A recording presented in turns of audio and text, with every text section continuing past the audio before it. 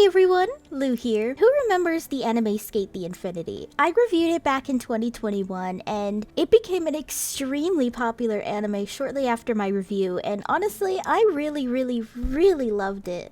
So today, let's review the Sk8 The Infinity OVA that came out just this week. I should mention just this week at the time I'm recording this, because gotta love YouTube schedules, am I right?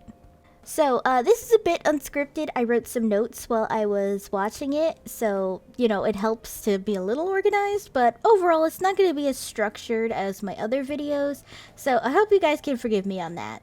First, the animation was honestly really good. I loved the animation. It was so fluid for a lot of scenes, and almost like too fluid, which was really surprising if I'm being honest.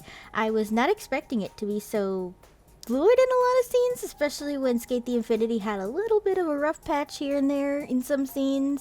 It has me hyped for Season 2. I really hope this means that Season 2 the animation will be even better, but that's just me anyway. Next, I really loved the little story between Reki, Langa, and Mia. I thought it was really cute just to see them kind of just hang out and just be regular kids doing regular kid stuff instead of skateboarding off cliffs like they did in the anime series. It was also really cute to see Mia make friends his own age in the form of Reki's sisters, and I'm gonna be honest, I do ship Mia and Reki's sister because I think they're just like really cute. I know Reki is like protective big bro mode, but honestly, I just think they're so cute. Next was the really interesting story between Cherry and Joe when they were little, or Kojiro and Kaoru.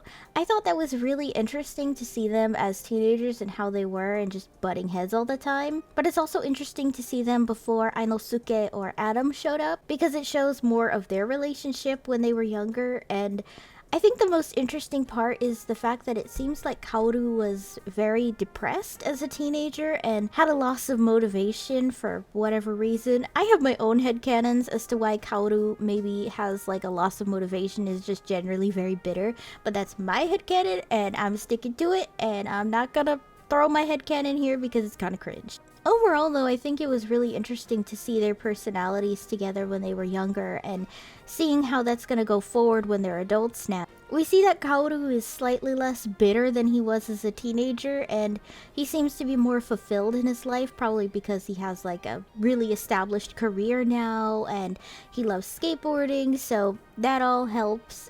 For that, I think it's interesting, and I think it really opens the door for why maybe Kaoru fell in love with Ainosuke so easily, because he was this depressed teenager who just didn't know what he wanted, and here's this other teenager who knows what he wants, who just takes what he wants.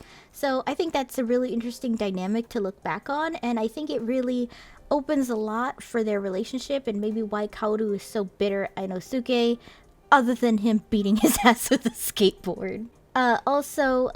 Shadow had a little side story which was really cute. He has a crush on the manager at his job, so that's really cute. I didn't think too much of it because Shadow's kind of my least favorite character in Sk8, but that's just me. And finally, we have my favorite character in Sk8 The Infinity, Ainosuke, and his, let's be real, boyfriend Tadashi. This part of the OVA is basically Ainosuke had given Tadashi a day off from work, so it meant Tadashi got to sleep in until 11, because the creator of Sk8 actually gave everybody's schedules for the day, and Tadashi usually gets up at like 6 a.m. to wake up Ainosuke, who apparently usually gets up at like 9 a.m. So this time the roles were reversed, and it's really cute to see how Ainosuke goes about his day, just dancing, drinking coffee, reading what I'm assuming is romance novels, beating himself with a crop. Well, we're not gonna unpack that yet. We all know this